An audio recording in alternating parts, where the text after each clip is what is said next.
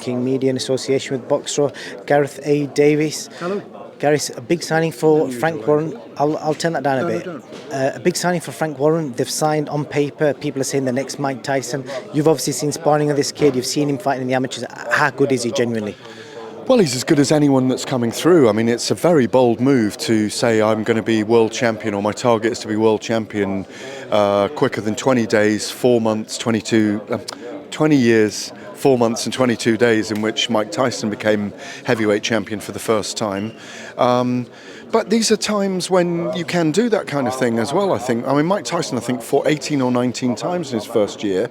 Moses has already said he wants to fight 8 times in his first year. So around about May 2025, when that target, just talking about that target would be, he'd be 17, 18 fights in. So Anthony Joshua was a world champion after 16 fights. So as well, he's eschewing going to the Olympics, which I think is a wise thing at the moment, given what's happening in the background with Paris 2024 having amateur boxing at the Olympics, but no resolution on whether it'll be in Los Angeles in 2028. So he's making the right move.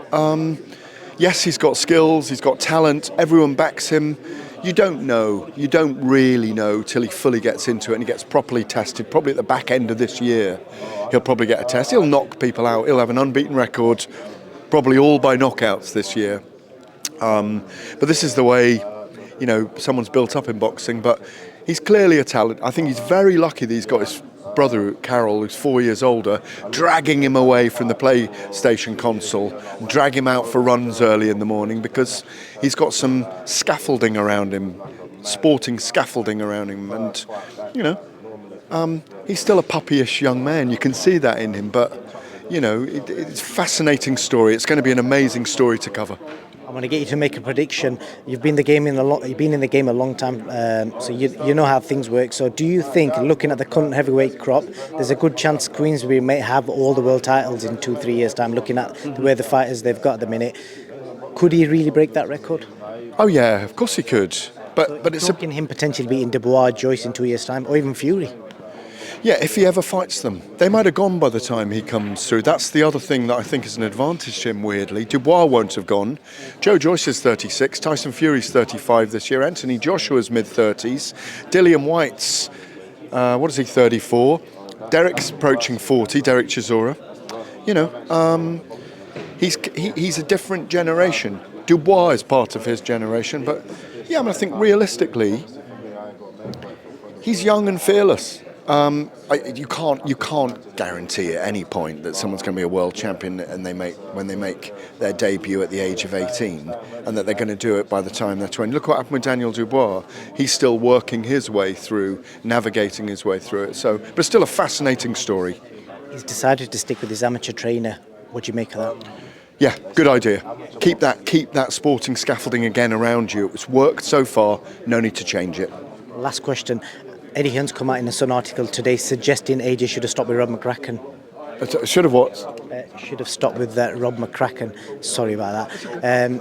Eddie Hearn's done an article today with the Sun newspaper. Basically, I don't know if you've read it or not, but it basically suggests that I read the story, he's making too many notes and basically overthinking things, and he should have stuck with Rob McCracken. It's up to Anthony Joshua how he does it, but he may have. Sometimes you think the grass is greener on the other side, and you go over, and they're all about relationships. Anthony Joshua was obviously unhappy about the advice he got in that first Alexander Usyk fight, and he's been very public about that. I remember he sat with us in a group and explained it. For me, if he does go back to Rob McCracken, then that's fine. But I just want to see him busy this year.